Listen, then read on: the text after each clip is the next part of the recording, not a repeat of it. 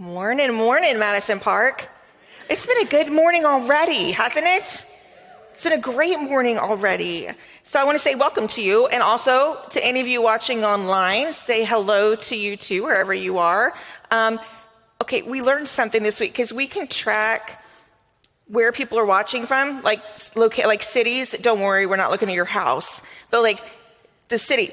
Apparently, there are 80 of you watching from Iowa, from Council Bluffs, Iowa. So, hey, in Iowa, all 80 of you, which is interesting. I don't know if you knew that or not, but there are people that watch from everywhere. Yes, so you're part of our family as well. Yes, we are here in paper tigers, and we explained last week that paper tigers is actually a real term. It was birthed out of the 40s from China in reference to America, that America looked powerful, but maybe we weren't powerful. We were called a paper tiger. And so in these weeks, we're looking at things that seem so big, so huge, unconquerable things. As if we're staring face to face with a tiger and its claws and its teeth. But a paper tiger is only as powerful as you make it. It really is just paper. And if challenged, it will crumble. So today we're going to focus on a particular paper tiger, but in the spirit of mystery, I'm going to let you watch a video and see if you can determine what paper tiger we're talking about. So take a peek. Hey, last week our team threw out this idea for Mother's Day that Chris and I needed to go through a simulation of the pains of childbearing. And it sounded like a great idea last week. Standing in the office. But today, it felt like a good idea. Doesn't seem like a very good idea at all. First thing I'm going to do, I'm just going to slowly ramp it up, kind of get you guys to kind of get a feel. Okay. So what do you guys feel right now? Kind of a lot of vibration. A lot of vibration, and my muscles it feels like they're being pulled like apart. Yeah. So what level is that? So this is, intensity on this one is 20 right now. And what's the high? Well, we'll find out. Holy cow! Are we sure this isn't doing permanent damage? Oh my goodness, it's ripping. How much longer? I want to punch you so bad in the face. Oh, holy cow!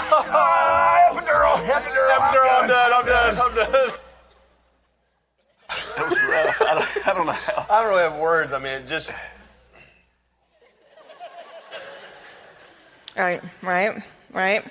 Honestly, I've just been looking for an excuse to show the video, so I don't, We're going to look at the paper tiger of pain today. Perhaps one of the biggest paper tigers in our lives that looms over us. It controls us. Many of us have had seasons and times in our life when we've actually given ourselves over to it, unable to withstand it.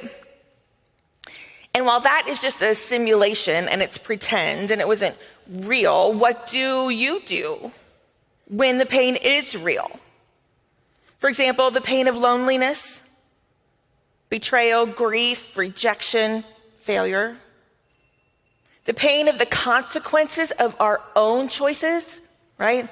That's never fun. What about the pain you carry when you see someone you love in pain? And the weight of all of that. How do we manage it? What do we do? Well, I want to talk about a man that perhaps you've heard of. I don't know. He might perhaps have the most famous story of pain. His story is in the Bible. In fact, an entire 40 chapters is dedicated to it. A man named Job. Maybe you've heard of him as just a guy who had a really bad day. Like the worst, whatever day you've had, it is not like the day Job had. So we're going to jump in. And in the very first chapter, Job chapter 1, verse 1, there was a man named Job who lived in the land of Uz. He was blameless. He was what? Blameless. Really important. A man of complete integrity. He feared God and he stayed away from evil. He had 7 sons and 3 daughters. He owned 7,000 sheep, 3,000 camels, 500 teams of oxen, and 500 female donkeys. He also had many servants. He was, in fact, the richest person in that entire area. Well, that sounds like a kind of nice life, doesn't it? Maybe not a worry in the world, maybe not a care in the world, or at least that would be how it was perceived. Verse 13. One day when Job's sons and daughters were feasting at the oldest brother's house, a messenger arrived at Job's home with this news. Your oxen were plowing with the donkeys feeding beside them when the Sabians raided us. They stole all the animals and killed all the farmhands. I am the only one who escaped to tell you. While he was still speaking, another messenger arrived with this news. The fire of God has fallen from heaven and burned up your sheep and all the shepherds. I want to pause here. Can you imagine Job going, I'm sorry, say what? Okay, the other one were enemy raiders, but the fire of God has fallen on my sheep? Wool is flammable, but the fire of God has fallen. Messenger says, I'm the only one who escaped to tell you. While he was what? Still speaking. A third messenger arrived with this news. 3 bands of Chaldean raiders have stolen your camels and killed your servant. I am the only one who has escaped to tell you. While he was what? Still speaking. Another messenger arrived with this news. Your sons, because at this point he's thinking, at least I have my family, right? No, your sons and daughters were feasting in their oldest brother's home. Suddenly a powerful wind swept in from the wilderness and hit the house on all sides. The house collapsed and all your children are dead. I am the only one who escaped to tell you. It's a bad day. To lose everything at one time. Your ability to make a living, all your bank accounts, your home, your children, gone. Just one of those things would send an average person over the edge. Yes? Just one of them. But to have all of them, hurt after hurt after hurt after hurt. Anyone been there? Hurt after hurt after hurt after hurt. Yes? We don't get to choose when pain comes all the time. We don't get to choose how it shows up. The circumstances are often way beyond our cause or control. But we do get to choose what we do with it. We do get to choose how we view it. Now, lest you think that this is a message on endure the pain, I want to give you a different take on pain today, maybe one you haven't considered. So when I say to you that while you may not be able to control all the pain and how it comes, you can control what you do with it, there is actually something you do with it. You can let the tiger overpower you, or you can step right up and run towards that roar and challenge it. Would you agree that we live in a pain avoidance culture? All right, by the way, remember I preach better when you talk back. So, do we live in a pain avoidance culture? I mean, my goodness. There's a pill for everything. There's a solution for everything. In fact, the goal is to not feel pain. In fact, even in the medical community, when you go and they're going to try and find the source of the problem, in the meantime, they will say to you, but let's try and mitigate your pain. I've been in the hospital a couple of times, and the nurses will come in and say, on a scale of 0 to 10, what is the level of your pain? And I know if I want meds, I need to go, oh, for real, like a 9. You know, like you know the drill. But we rank this thing because we are in a pain avoidance culture. Don't feel it. Whatever you do, don't hurt, because we think deeply, we believe that pain is bad. It's wrong. We should run from it. Around 2008, we were living in Rice Lake, Wisconsin, And I was on my way to pick up our 2 daughters from a friend's house. So I'm going to my friend Tanya's house, and I get the girls, and they're in their back seat. So they are roughly 1 year old, no, 2. Bella would be 2, and Eiley would have been 5. So they're little in the back seat, and we go home. It really is only a 5-minute drive to our house. And so I'm driving, and I come to a stop sign. I stop at the stop sign, and then when there's no one else, I go.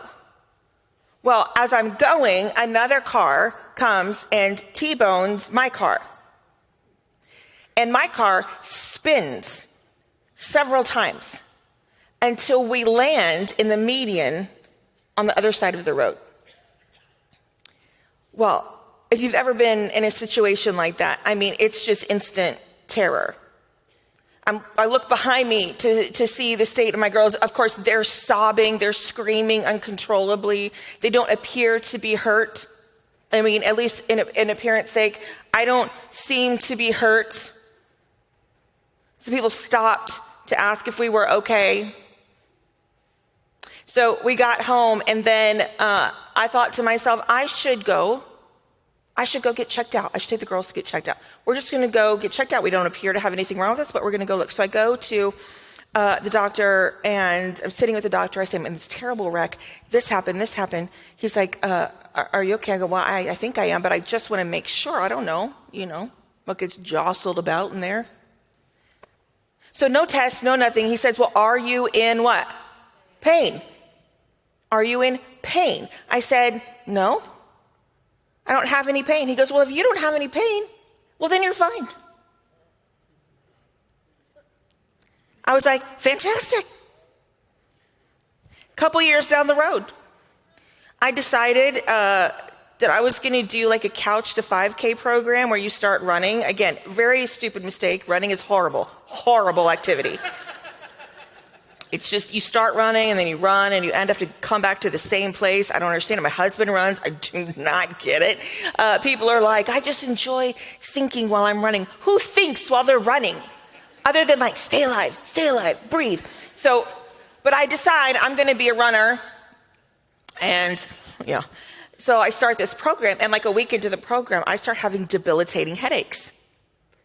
Like debilitating, like I'm in the bed, in the dark, covers over my head. And like any, warm-blooded American does, I just start taking an obscene amount of ibuprofen, because that's right. I'm in pain. So I start taking it, and it's not working. No amount that I take is working.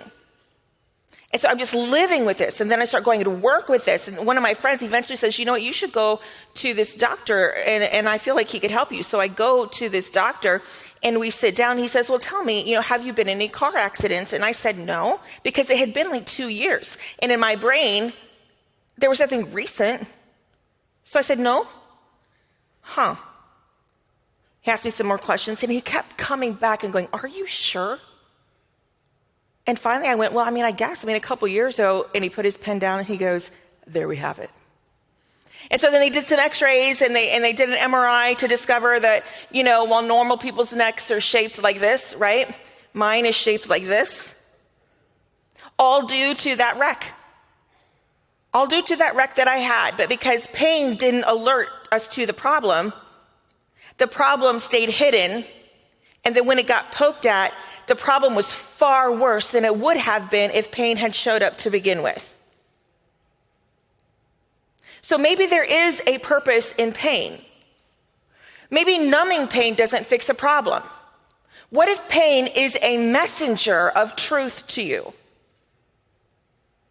What if, like Job, it is coming to you and saying, hey, I'm trying to let you know of a problem that exists, and this isn't going to feel good, and you're not going to like it, and you're going to try and get rid of it by whatever means necessary, but perhaps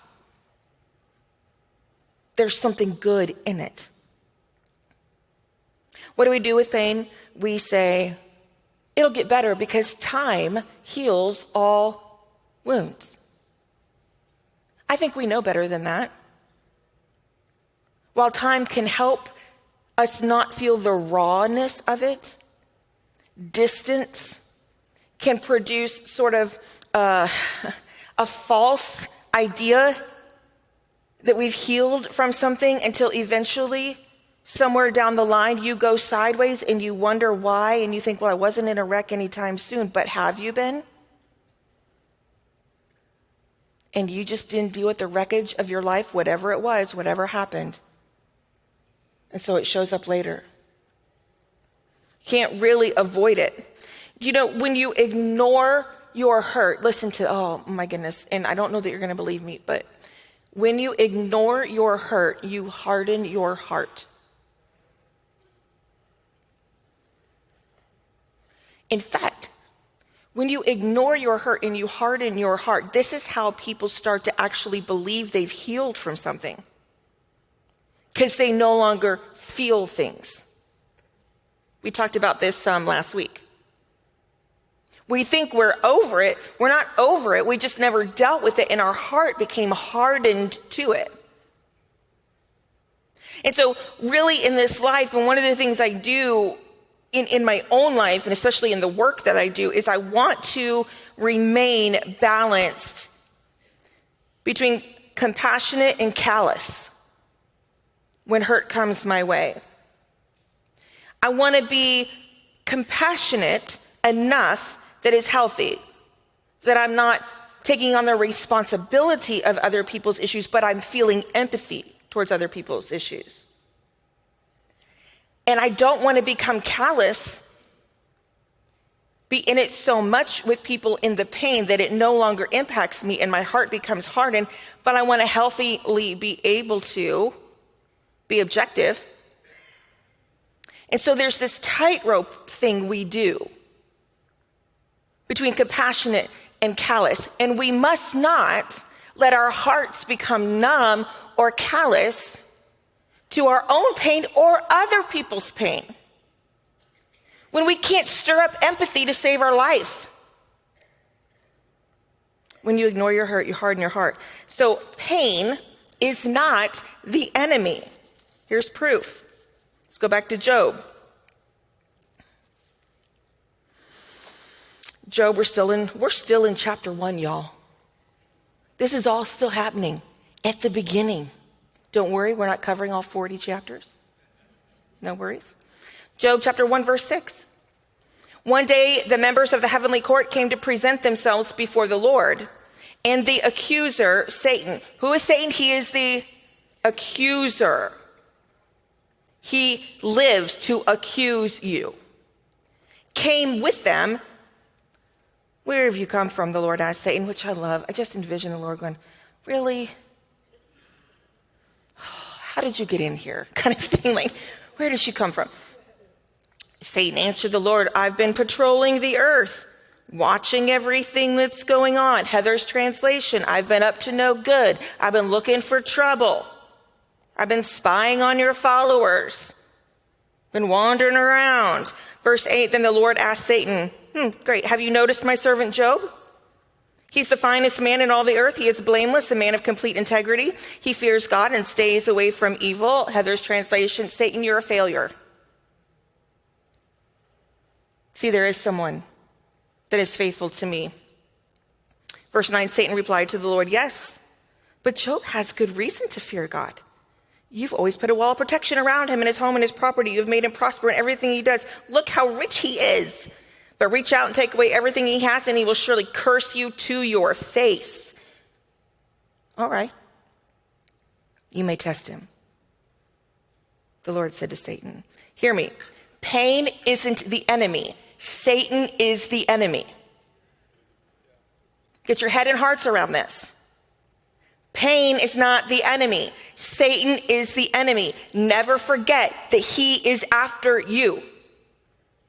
Never forget that he's paying attention, looking for your weak moment, looking for any way to get you to look at God differently than a God that loves you and is with you. Pain isn't the enemy. Satan is the enemy. And I'm going to say something to you now. And oh my goodness, this is so good. I'm going to say this statement and write this down. You will only lead to the level of your pain tolerance. I'm going to explain it. You will only lead to the level of your pain tolerance. You're thinking, well, I don't lead anything. Oh, yes, you do. Don't you lead yourself? Don't you, in the company of friends, perhaps say, hey, let's go here. Hey, let's do this. Don't you lead in some kind of capacity in that way? Don't you? You might lead a family. You might lead a business. You might lead a team. Maybe you're married. Maybe you have children. You lead. You will only lead to the level of your ability to endure pain. Because once we hit our threshold of pain, what do? We stop leading. The higher the amount of pain you can hold, because you believe in the promises of God. So you're going to hold the pain and the promises of God simultaneously, and it doesn't matter how it ratchets up. You can keep leading with the promises of God. Unfortunately, what we do is the moment pain shows up, we look at God and go, I'm sorry, what? And we pull back. So marriages go south, parents, withdraw. Business owners start considering less than integrous acts in their business. You'll only mature to the level you can hold both pain and promise. Instead of saying, well, this relationship is painful, I'm leaving. This job is hard, I'm quitting. Y'all, just a side note, jobs should be hard. Stop quitting because they're hard. Welcome to adulting. It's for free. My goodness. I want to just go on a whole tirade about it, but we'll just stick to the thing at hand, okay? How about this conflict is really hard and hurtful, so I'm just going to ignore it and hope it goes away. Life isn't fair, so I deserve an escape, even if it isn't one that God would invite me into. Or this pain isn't fair, I'm justified in my sin. How many times might we think, though we don't say, God wouldn't want me to be in pain? He wouldn't want me to feel like this, or maybe I can't believe he's allowed this. I can't believe this exists in my life. Those of you, especially those of you who might be in farming or agriculture, where does the real growth happen? Like, in what season do things that grow become stronger? It is not in the summer, when we see the fruit bearing of the trees. The real growth happens in the winter, under the ground where you never see it. As the roots go down deep in search of water, in search of nutrients, because it's not as readily available as it is in the summer. And so they dig, and that tree becomes stronger and stronger and stronger, and the roots become wider and wider and wider. Real maturity and growth does not happen in the beautiful, fruitful times of life. While those are a blessing, eat it up, enjoy it. Growth comes in pain. Because when we talk about the times in our life that we've grown the most or learned the most, it's always the times that were hard, right? Nobody, when we shared testimonies today, nobody went, I know that God is good because everything's just awesome in my life. This was hard. This was painful, and God showed up to me in my pain. That is how we grow.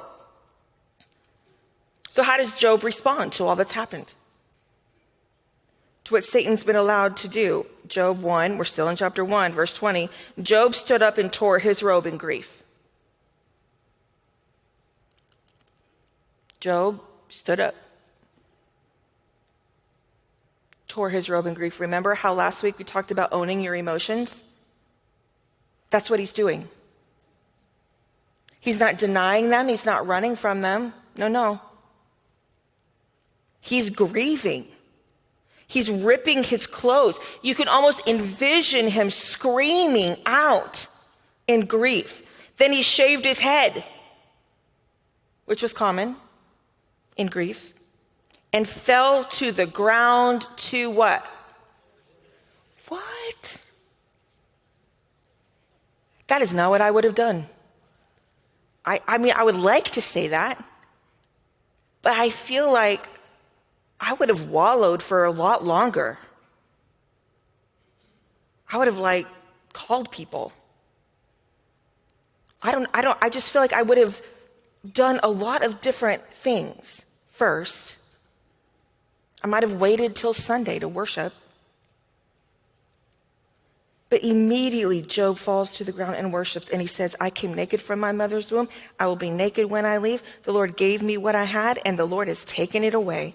Praise the name of the Lord. In all of this, Job did not sin by blaming God. Essentially, he's saying, well, came into this world naked. I'm leaving this world naked. I guess I can't take it with me anyway.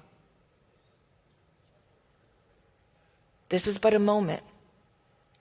This is not all of eternity. This is a blip on the screen of all of eternity. It is a moment. Tears his clothes, shaves his head, falls to the ground in God's presence, yet worships God. See, your pain can be significant without being successful. It can be significant to the point that you're crying out in grief, but it doesn't have to be successful to the point that it devours you. All the devil wants is for it to be successful. Your perspective tells pain what to do. To whom, to what does your pain bow? Do you bring your pain over and force it to bow to the God of the universe? Or do you take your pain and find yourself bowing to it? I can't move forward because of my pain. I can't do this because of my pain. I have to leave this, quit this, avoid this, walk away from this, numb this, partake in this, sin in this, because I bow to this thing that controls me. Or you take it and you say, no, you and myself in it will bow to God.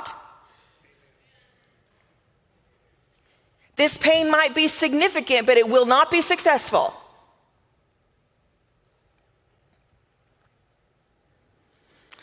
So, Job worships. Surely because he's worshiping God, the suffering stops. Doesn't that make sense? Well, good, Job. You're maintaining your character. His wife responds after chapter 2. In chapter 2, see, he also loses his health. He gets consumed with physical pain, and his body is covered in boils. Because what do we say? Well, at least I have my health. Well, Job loses that. He's in physical agony, covered in boils. Here's his wife's response in Job 2:9. His wife said to him, are you still trying to maintain your integrity? Curse God and die. Pleasant woman, really. Because Job was called a man of integrity, and here his wife is saying, are you still trying to maintain your integrity? You're still going to worship this God that has taken everything we have, because she's in pain, right? She's lost everything as well. Why are you still bowing to this God that has put us in this situation? Curse him and let's just die. Nothing is worth living for anymore. We have nothing. Doesn't pain challenge our integrity? I would venture to say that probably very few people would compromise their character if it weren't for pain. What comes out when you're pressed? Inasmuch as you can press apples, get applesauce, or you can press olives and get olive oil, or you can press grapes and you can get wine. What comes out when you're pressed? If you want to know who a person is, Watch what happens. Watch what comes out when they're under pressure. One of the things I say often is when someone's told no, how do they respond? And how they respond tells you who they are. What do you do when you're told no? What do you do when the pain is so great because you didn't get the thing you wanted? You didn't get the person you wanted, the promotion you wanted. You just didn't get your way.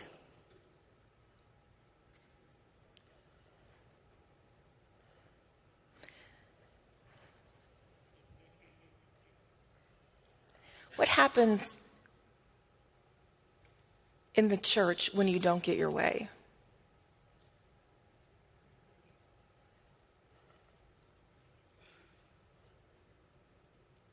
Don't we want it all to be what we want it each to be?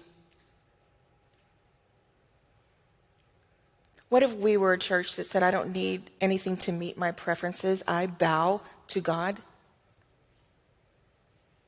And even though I've been hurt in the church, which you will be, and I have been, because the church is the people of God, and people are flawed, right?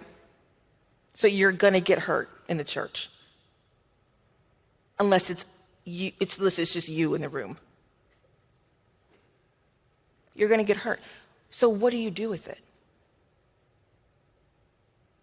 Do you bow to it and you leave the church? You bow to it and you curse God. I don't believe anymore. Or do you say, I'm going to take the pain, lay it down, and worship? Because God is God. And what that's saying is, God is God and I'm not. I don't need him to explain everything. I got a million whys, y'all. You can believe that. I got a million things I'd like to know the why to, and I may never know. Maybe he'll tell me in heaven. Maybe he won't. My guess is I won't care anymore about the whys in heaven. People say, I've got so many questions for God in heaven. I mean, you won't care. Because you know what we're going to do? We're just going to be worshiping God in heaven.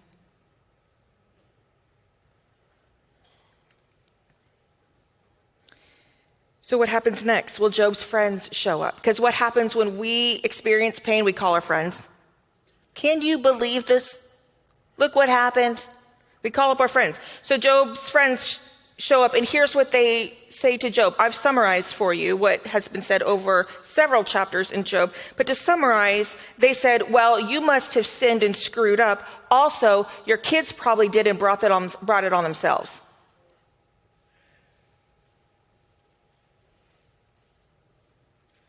Job responds, Job 13:4, you are worthless, he says to his friends.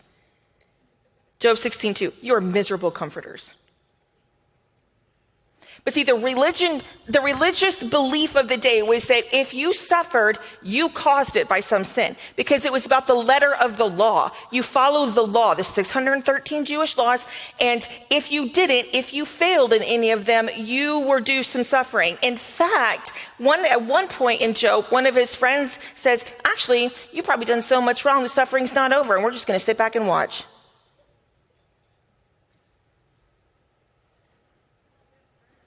Do you wonder sometimes if the pain is your fault? Some pain is. We make choices. I have made a lot of choices in my life that brought about consequences to myself that were incredibly painful. If I hadn't made the choice, I wouldn't have had the pain. But I have had a ton of pain caused in my life because of someone else's choices. Beyond my control. They did it to me, they said it about me, they caused it to happen. And there was pain. And what's been interesting in my own journey is whether the pain was caused by my own choices or the pain was caused by other people, somehow I seemed to want to take the blame for all of it. Well, if I feel pain, it must all be my fault. What is happening to Job that God is allowing? He's already made it clear Job was righteous. He was blameless, yet pain. So maybe, just maybe, much of the pain in your life that had nothing to do with your own choices and had everything to do with other people's choices, part of your freedom will only come when you can recognize that fact. And go, while I have to heal from it, I did not cause it. It did not happen because God is disappointed with me. It did not happen because God blames me. It happened because we live in a fallen world and Satan shows up in the throne room of heaven and says, I'm going to go taunt your followers.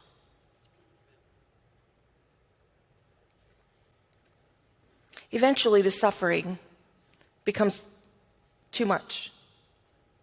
And in Job 7:11, Job says, I will not restrain my mouth. I will speak in the anguish of my spirit. I will complain in the bitterness of my soul. Job finally gets to a point where, to paraphrase it, he's like, why me?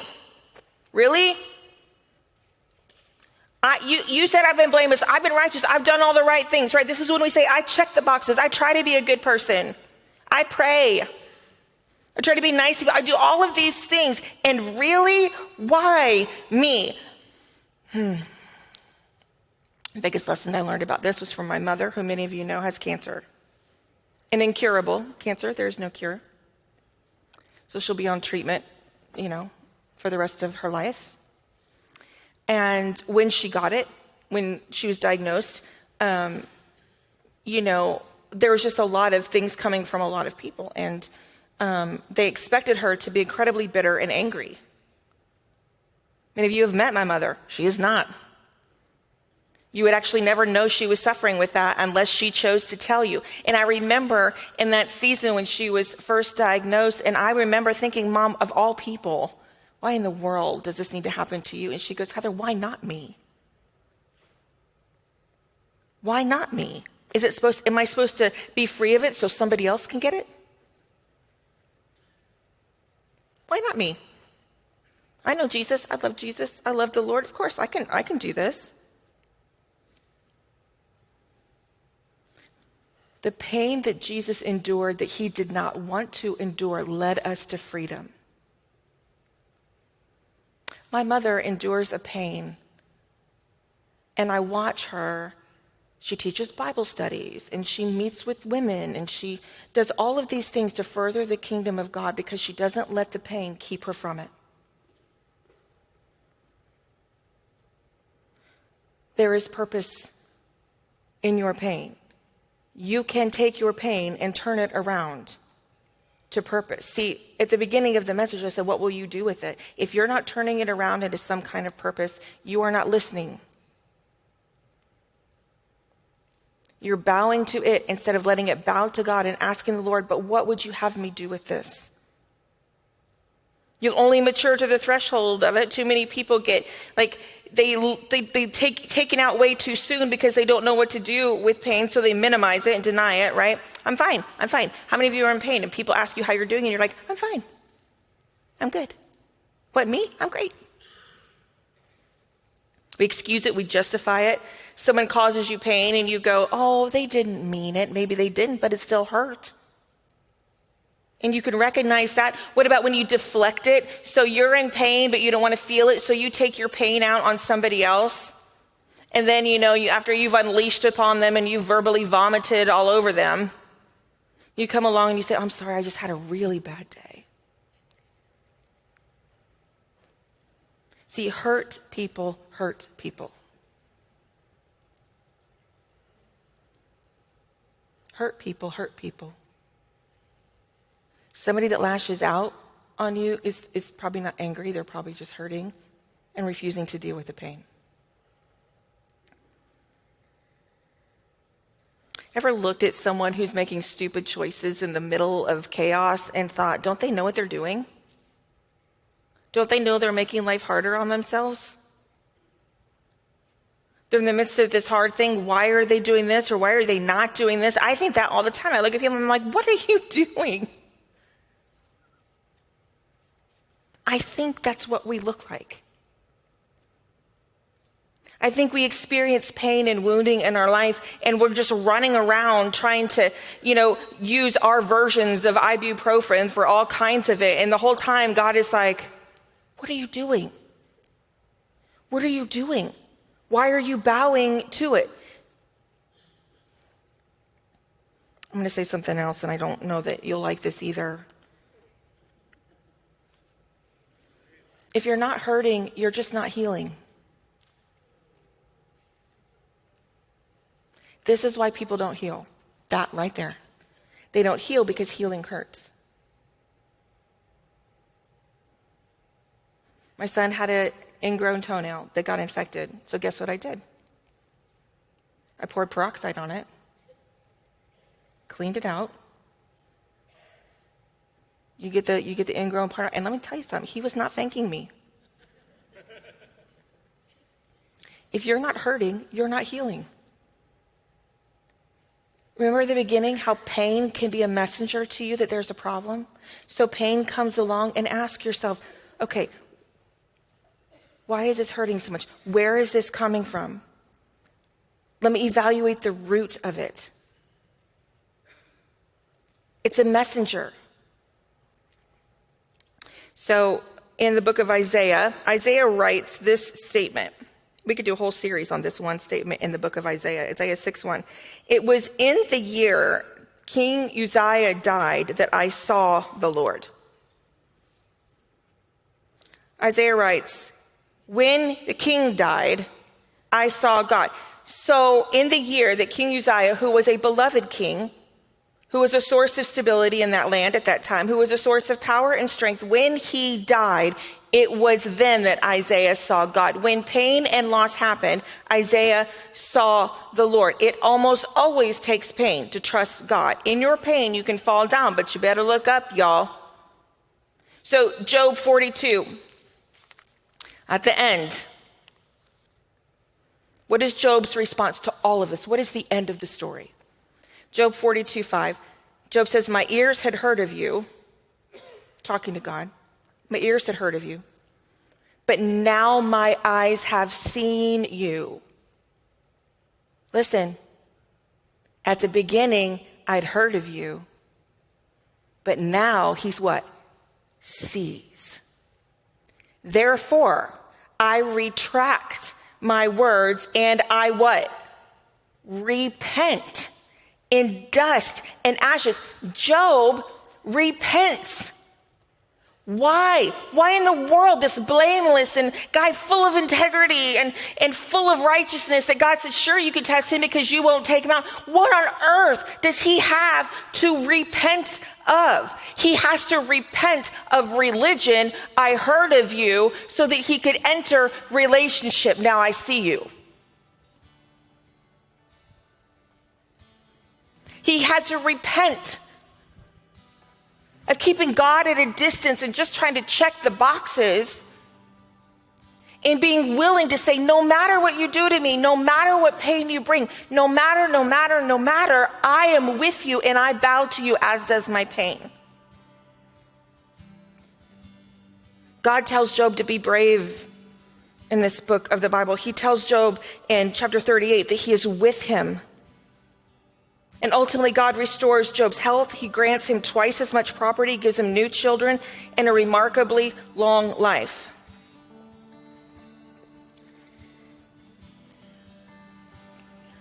This is the thing. This is the thing that I think if we would just acknowledge, we would find such freedom in the church of.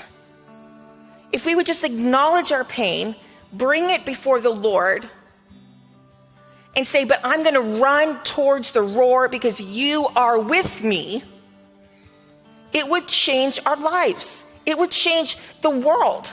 The world is in like pain beyond belief. Look around. Everyone's looking for hope. Everyone's trying to figure out where to find joy. How do we find answers? Where do we go? And here we are doing the same thing.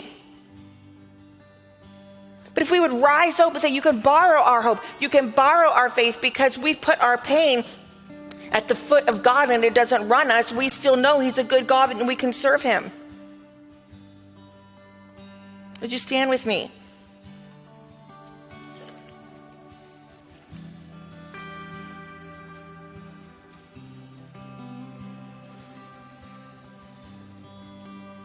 So I'm going to invite you to do something. I would invite you to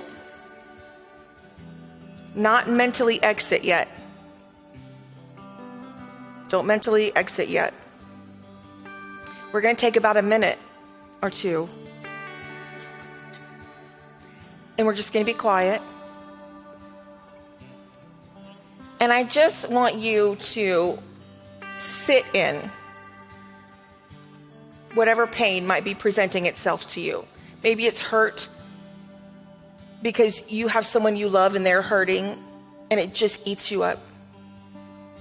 Maybe you're in a hard season. Maybe you're in the middle of a divorce. Maybe you're in the middle of all kinds of things, but here you are today. And I just want you to sit for a couple of minutes and acknowledge that. And then we're going to turn in a moment and we're going to sing together and we're going to worship anyway. If at any point in this time you would like prayer, our prayer team is going to come and be standing right up here in the front. No requirement, you don't have to, but if you'd like to, they would love nothing more than to pray over you. Let's just take a moment to sit and acknowledge what is real and what exists in our life.